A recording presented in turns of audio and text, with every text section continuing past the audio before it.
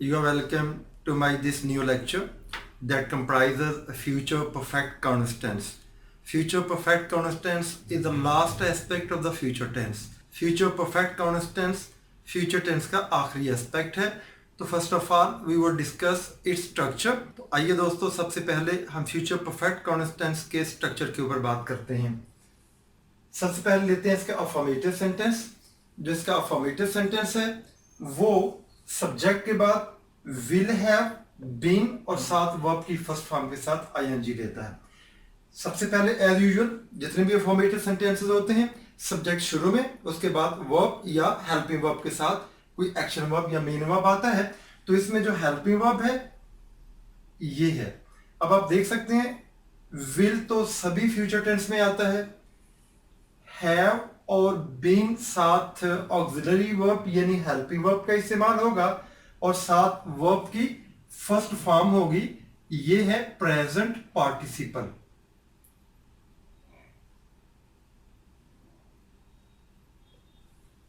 Verb की पहली form के साथ आईएनजी. तो दोबारा बताता हूं, शुरू में सब्जेक्ट विल हैव बीन और साथ वर्ब की फर्स्ट फॉर्म के साथ आईएनजी. बहुत सिंपल है. For example, I will have been working, we will have been working, you will have been working. ऐसे ही बाकियों के साथ भी यही सेंटेंस स्ट्रक्चर बनेगा. I will have been working, मैं काम करता रहूंगा. We will have been working, हम काम करते रहे होंगे. They will have been working, वो काम करते रहे होंगे. अब बात करते हैं इसके नेगेटिव स्ट्रक्चर के ऊपर. तो एज यूजुअल सब्जेक्ट, मगर सब्जेक्ट के फौरन बाद जो हेल्पिंग वर्ब या मॉडल वर्ब आता है उसके साथ हम नॉट लगाते हैं. तो यहां पे याद रखने की बात यह है कि आपने हैव के साथ यहां पे नॉट नहीं लगाना, बल्कि सब्जेक्ट के फौरन बाद जो हेल्पिंग वर्ब या मॉडल वर्ब आता है उसके साथ हम नॉट लगाते हैं. यहां पे मॉडल वर्ब विल आता है तो उसके साथ हम नॉट लगाएंगे इसका नेगेटिव सेंटेंस बनाने के लिए. तो subject will not have been और वर्ब की फर्स्ट फॉर्म के साथ आईएनजी. यहां पे आपने नॉट लगाना है. जो अफर्मेटिव सेंटेंस है उसमें सब्जेक्ट के बाद विल और विल के बाद आप नॉट लगाएंगे. बाकी सेंटेंस का स्ट्रक्चर वैसे ही रहेगा. तो सेंटेंस बनेगा he will not have been working, वो काम नहीं करता रहा होगा. He won't have been working. अब विल नॉट की कॉन्ट्रैक्टेड फॉर्म हम यहां पे वॉन्ट लगाएंगे. जैसे मैंने प्रीवियस लेक्चर में आपको यह बात बताई है कि विल नॉट की कॉन्ट्रैक्टेड फॉर्म वॉन्ट होती है, तो इस लिहाज से विल नॉट की यहां पे कॉन्ट्रैक्टेड फॉर्म हम वॉन्ट लगाकर भी नेगेटिव सेंटेंस बना सकते हैं. He won't have been working, वो काम नहीं करता रहा होगा. अब बात करते हैं इसके इंट्रोगेटिव सेंटेंस की, जो इसके सवालिया फिक्रे हैं उनके ऊपर बात करते हैं. तो जो इंट्रोगेटिव सेंटेंस है उसमें ये जो मॉडल वर्ब है विल, वो सब्जेक्ट के शुरू में आ जाएगा. ऐसे यहां पे सब्जेक्ट के शुरू में आपने विल लगा दिया और बाकी सेंटेंस वैसे ही रहेगा. वहां से विल को उठाया, शुरू में लिया. यहां से विल को उठाया, शुरू में लिया. Will he have been working, will he have been working, question mark. क्या वो काम करता रहा होगा. अब बात करते हैं इसके नेगेटिव इंट्रोगेटिव सेंटेंस की, जो इसका सवालिया मनफी फिक्रा होता है. तो इसमें विल तो हस्बे मामूल शुरू में रहेगा इंट्रोगेटिव सेंटेंस के लिए, मगर सब्जेक्ट के बाद आप नॉट लगा देंगे. यहां पे देखें, ये जो नेगेटिव सेंटेंस है यहां पे आप विल को उठाएंगे, शुरू में ले आएंगे. Will he not have been working. Same like that, will he not have been working, क्या वो काम नहीं करता रहा होगा. और ऐसे ही नॉट और विल की जो कॉन्ट्रैक्टेड फॉर्म है उसको शुरू में भी लगा सकते हैं इसका नेगेटिव इंट्रोगेटिव सेंटेंस बनाने के लिए. तो विल और नॉट की कॉन्ट्रैक्टेड फॉर्म शुरू में, won't he have been working, बिल्कुल वही सेंटेंस बनेगा, क्या वो काम नहीं करता रहा होगा. ऐसे ही जो इंट्रोगेटिव सेंटेंसेस है या नेगेटिव इंट्रोगेटिव सेंटेंसेस है, WH फैमिली के जितने भी क्वेश्चन वर्ड्स हैं उनको आप ऑलरेडी जो इंट्रोगेटिव सेंटेंस है उसके शुरू में लगा देंगे. ये ऑलरेडी इंट्रोगेटिव सेंटेंस है, इससे पहले आपने वाई का इस्तेमाल किया है why won't he have been working, वो काम क्यों नहीं करता रहा होगा। तो ये बहुत ही सिंपल है।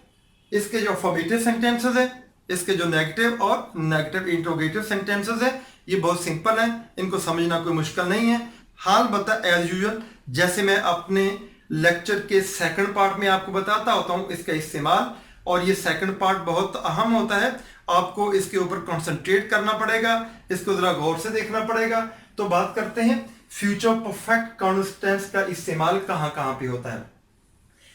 पहले तो सिंस और फॉर का इसमें अमूमन इस्तेमाल किया जाता है, कभी नहीं भी किया जाता। और सिंस और फॉर का इस्तेमाल मैं आपको पीछे अपने पहले लेक्चर में बता चुका हूं कि जो प्रेजेंट परफेक्ट टेंस है और प्रेजेंट परफेक्ट कॉन्स्टेंस, प्रेजेंट के दो एस्पेक्ट्स जो हैं इनमें सिंस और फॉर का इस्तेमाल होता है। ऐसे ही जो पास्ट परफेक्ट टेंस है और पास्ट परफेक्ट कॉन्स्टेंस, इन दोनों टेंसेस में भी सिंस और फॉर का इस्तेमाल होता है। और ऐसे ही फ्यूचर परफेक्ट टेंस और फ्यूचर परफेक्ट कंटीन्यूअस टेंस में भी सिंस और फॉर का इस्तेमाल होता है। तो इस लिहाज से जो हमारे पास 12 टेंसेस हैं उसमें 6 टेंसेस में सिंस और फॉर का इस्तेमाल होता है। तो देखते हैं सिंस कहां पे इस्तेमाल होगा, फॉर कहां पे इस्तेमाल होगा। हालांकि ऑलरेडी मैं आपको प्रेजेंट परफेक्ट टेंस में सिंस और फॉर का इस्तेमाल इन डिटेल बता चुका हूं, तो थोड़ा सा मैं इसको दोहरा देता हूं।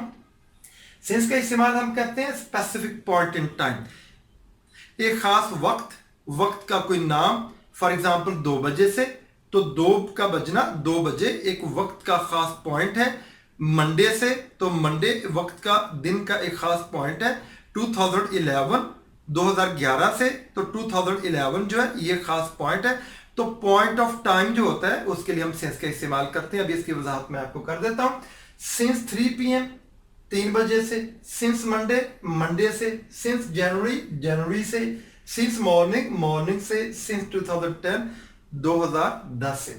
तो फॉर का इस्तेमाल तो ये लेंथ ऑफ टाइम के लिए इस्तेमाल करते हैं, वक्त के दौरानिए के लिए, कितनी देर के लिए, कितनी देर तक के लिए हम फॉर का इस्तेमाल करते हैं। फॉर एग्जाम्पल 2 घंटों से, 5 घंटों से, 6 दिनों से, कई सालों से, 7 महीनों से, तो ये टाइम ड्यूरेशन के लिए हम फॉर का इस्तेमाल करते हैं। फॉर एग्जाम्पल फॉर 2 आवर्स 2 घंटों के लिए, फॉर मैनी ईयर्स कई सालों के लिए, फॉर 4 वीक्स 4 हफ्तों के लिए, फॉर सेवरल मिनट्स कई मिनटों के लिए, फॉर 5 डेज 5 दिनों के लिए, फॉर ईयर्स कई सालों के लिए। तो फॉर एग्जाम्पल मैंने यहां पे एक सेंटेंस लिख दिया है सिंस और फॉर के इस्तेमाल के साथ, I will have been living here since 2011, मैं 2011 से यहां रह रहा हूंगा। या I will have been living here for 8 years, मैं यहां 8 सालों से रह रहा हूंगा। तो 8 years के लिए आप फॉर का इस्तेमाल करेंगे और पॉइंट ऑफ टाइम के लिए आप सिंस का इस्तेमाल करेंगे। एक दफा फिर मैं दोबारा बता देता हूं कि सिंस और फॉर का इन डिटेल इस्तेमाल जो है मैं अपने प्रेजेंट परफेक्ट टेंस में पहले ही इन डिटेल बता चुका हूं। अगर आपको सिंस और फॉर के इस्तेमाल में कोई कंफ्यूजन है तो बैक जाइए, मेरा जो थर्ड एस्पेक्ट है प्रेजेंट टेंस का, प्रेजेंट परफेक्ट टेंस, उसको खोलिए, उसको बगौर देखिए, उसमें जो मेरा सेकंड पार्ट है उसमें सिंस और फॉर का मैंने इन डिटेल इस्तेमाल आपको बताया हुआ है। तो वहां पे जाइए, उसको रिवाइंड कीजिए, दोबारा से सुनिए, तो आपको सिंस और फॉर का इस्तेमाल अच्छी तरह से समझ आ जाएगा। Next, this tense looks back from the imagined finishing time in future. तो मुस्तकबिल में एक वक्त से पहले जो काम चल रहा होगा, जो एक्शन हो रहा होगा, उसके लिए हम फ्यूचर परफेक्ट कॉन्टिन्यूअस टेंस का इस्तेमाल करते हैं। फॉर एग्जाम्पल बाय जुलाई तक, I'll have been working here for a year, जुलाई तक मैं यहां 1 साल तक के लिए काम करता रहा हूंगा। तो जो आने वाला जुलाई है, तो उस जुलाई तक मुझे 1 साल हो जाएगा यहां पे काम करते हुए। तो सेंटेंस बनेगा जुलाई तक मैं 1 साल के लिए यहां काम कर रहा हूंगा। I'll have been waiting for 2 hours by the time she arrives, जब वो पहुंचती है, मुराद ये कि अब इसका जो मफहूम बनेगा, जो इसका मीनिंग बनेगा, वो बनेगा उसके पहुंचने के वक्त तक 2 घंटों के लिए मैं इंतजार कर रहा हूँगा। यानी जब वो पहुंचेगी तो मुझे 2 घंटे हो चुके होंगे उसका इंतजार करते हुए। जब वो पहुंचेगी तो मैं 2 घंटों तक के लिए इंतजार कर रहा हूँगा। This case will have been going on for over a year. इस केस को चलते हुए 1 साल से ज्यादा का अरसा हो गया होगा। मुराद ये कि 1 साल से ज्यादा अरसे के लिए ये केस चल रहा होगा बिफोर इट इज सेटल्ड, इससे पहले कि ये हल हो जाए। यानी केस के हल होने से पहले ये केस 1 साल से ज्यादा अरसे तक के लिए चल रहा होगा।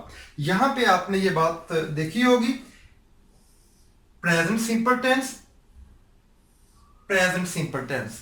तो प्रेजेंट सिंपल टेंस और फ्यूचर परफेक्ट कॉन्स्टेंस के कॉम्बिनेशन से भी इस तरह के सेंटेंसेस बनते हैं जो एक से ज्यादा क्लॉजेस पर मुश्तमिल होते हैं, और उसमें बाय द टाइम आ सकता है, या सिंपल बाय आ सकता है, या बिफोर या आफ्टर आ सकता है, जिसमें हम फ्यूचर परफेक्ट कॉन्स्टेंस और प्रेजेंट इंडेफिनिट यानी प्रेजेंट सिंपल टेंस के कॉम्बिनेशन से सेंटेंस बनाते हैं। तो दोस्तों ये बहुत ही आसान है, इतना मुश्किल नहीं है। अलबत्त अगर थोड़ा सा मुश्किल भी लगे तो इसको रिवाइंड कीजिए, दोबारा पीछे सुनिए, तो इस पर कमांड हासिल करना बहुत आसान है। मेरे अगले अपलोड होने वाले लेक्चर तक के लिए all the best, take care, अपना ख्याल रखिएगा। फ्रेंड्स, मैं उम्मीद करती हूँ कि आप हमारे चैनल को शेयर भी करेंगे, लाइक भी करेंगे और सब्सक्राइब तो ज़रूर करेंगे। इससे हमारे वीडियो लेक्चर्स आप तक पहुँचते रहेंगे। Thank you.